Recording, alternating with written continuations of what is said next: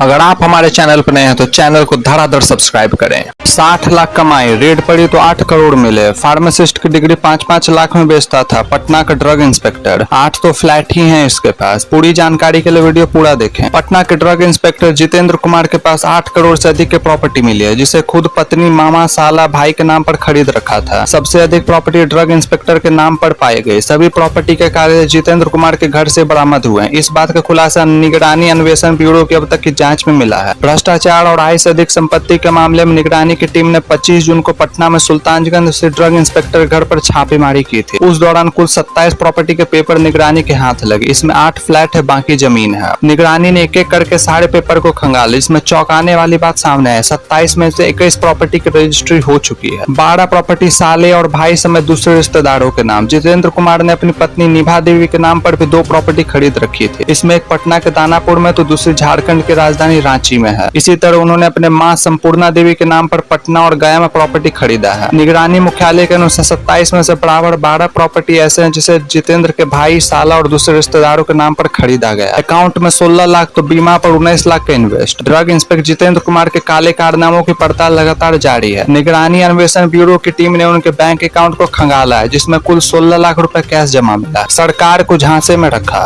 जितेंद्र कुमार साल 2012 में बिहार सरकार की नौकरी में आए थे। अब तक उनकी नौकरी करीब 10 साल हो चुका है। सैलरी के रूप में उनकी कुल कमाई 60 लाख हुई है, मगर जब निगरानी का छापा पड़ा तो कुल 160% आय से अधिक संपत्ति पता चला है। छापेमारी के दरमियान ही टीम ने उनके घर से 4 करोड़ 11 लाख रुपए कैश बरामद किया था।